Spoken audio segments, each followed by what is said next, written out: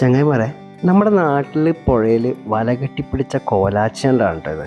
ഇത് വെച്ച് നമ്മളൊരു അടിപൊളി ഒലത്തുണ്ടാക്കാൻ വേണ്ടി പോവുകയാണ്. പണ്ട് സ്കൂളിലോട്ട് ചോറ്റുപാത്രം കൊണ്ടുപോകുമ്പോൾ അമ്മ ഒരുപാട് ഉണ്ടാക്കി തന്നിട്ടുള്ള വിഭവമാണ് കേട്ടോ. അങ്ങനെ നമ്മൾ ആ ഞണ്ടൊക്കെ റെഡിയാക്കി വെച്ചിട്ടുണ്ട്. പിന്നെ തേങ്ങ പൊതിച്ചപ്പോഴേക്കും അപ്പൂച്ച് വെള്ളത്തിന് വന്നിട്ടുണ്ട് കേട്ടോ. പിന്നീട് തേങ്ങ ചെരുകിയ ശേഷം എന്താ ഈ കാണുന്ന സാധനങ്ങളൊക്കെ സെറ്റാക്കി വെച്ചിട്ടുണ്ട്. ഇനിയിപ്പോൾ വൃത്തിയാക്കിയ ഞണ്ടെടുത്തിട്ട് ഇത്തിരി മുളക് പൊടിയും മഞ്ഞൾപ്പൊടിയും പിന്നെ ഇത്തിരി കല്ലുപ്പും കൂടി ചേർത്ത് നന്നായി ഇളക്കിയെടുക്കണം. പിന്നീട് 1-2 പച്ചമുളക് അരിഞ്ഞിടണം കേട്ടോ. എന്നിട്ട് നന്നായി മിക്സ് ചെയ്ത് ഇത്തിരി വെള്ളം ഒഴിച്ചിട്ട് അടുപ്പിൽ വെക്കണം.